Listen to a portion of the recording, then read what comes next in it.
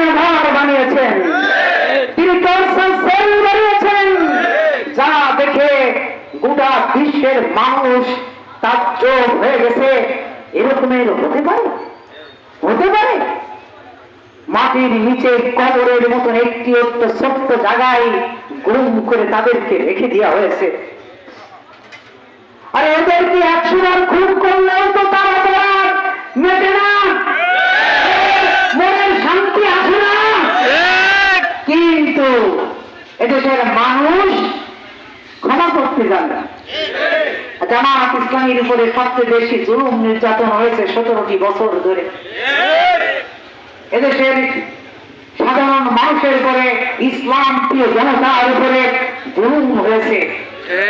জামাত ইসলামীর পক্ষ থেকে বলা হয়েছে আমরা এটা ইসলামী আন্দোলন করতে যে আমরা জুলুম সহ্য করেছি, এটা আমরা খাস করে আল্লাহর জন্য করেছি। কার জন্য করেছি? কারোর ভালোবাসা, কোনো কিছু পাওয়ার আশায় আমরা এগুলো করি নাই। আমরা এই জুলুম নির্যাতনের প্রতিদান পেতে চাই আল্লাহর কাছ থেকে। কার কাছ থেকে? আল্লাহর কাছ থেকে। আল্লাহ কোরআনে বলেছেন জালিকা সাওয়াবাম মিন ইনদাল্লাহ, আমি এর পুরস্কার দেব।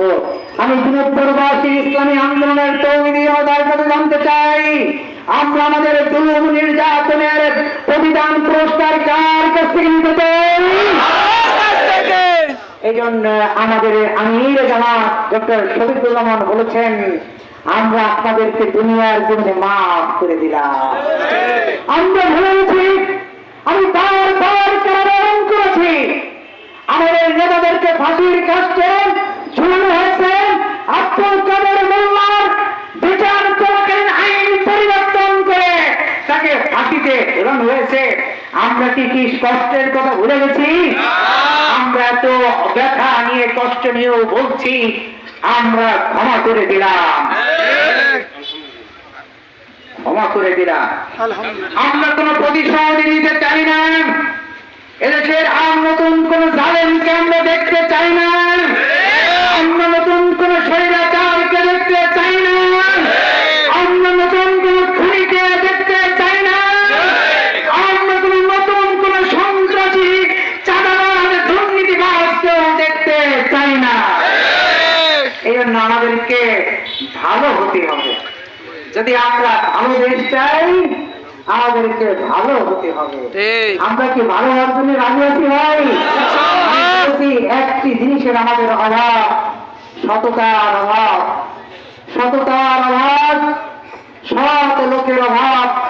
বাংলাদেশ জামাত ইসলামী এমন একটি কারখানা তৈরি করেছে যে কারখানায় এত সৎ লোক তৈরি হচ্ছে।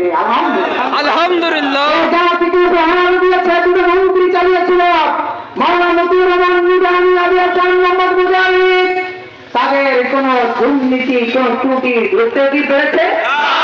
যার ফলে বিশ্বের 500 জন ভালো মানুষের তালিকায় মাওলানা মতিউর রহমান নিজামী স্থান ছিল 45 নম্বর। আলহামদুলিল্লাহ। আলহামদুলিল্লাহ। তোমরা কি ভালো মানুষটাকে ফাঁসি দিয়েছ?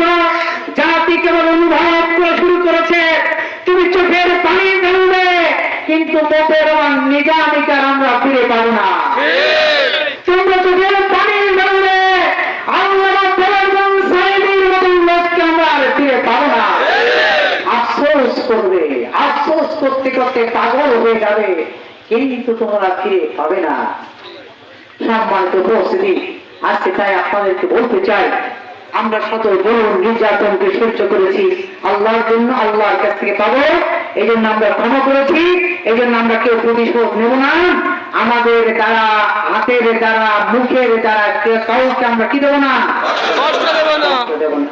রাসূল বলেছেন আমরা জামাত ইসলামী আমরা কোরআন এবং সুন্নাহকে প্রতিটি অক্ষরে অক্ষরে মেনে চলার চেষ্টা করি। এই জন্য রাসূল বলেছেন যে তোমার দ্বারা যদি কোনো প্রতিবেশী কষ্ট পায় তাহলে তুমি মুমিন না। তুমি কি না? মুমিন না। সে মুসলমান হোক, সে হিন্দু হোক, সে নাসারা হোক, সে খ্রিস্টান হোক, সে আমার নিজের পরিবারের লোক হোক আর আমার বাইরের লোক হোক, আমরা কাউকে কষ্ট দিতে চাই না। এরকম একটি সমাজ আমরা কায়েম করতে চাই। এরকম সমাজ কায়েম করেছিলেন আমাদের নবী মুহাম্মদ রাসূলুল্লাহ সাল্লাল্লাহু আলাইহি ওয়াসাল্লাম। সেই আওয়ামী জাহেলিয়াত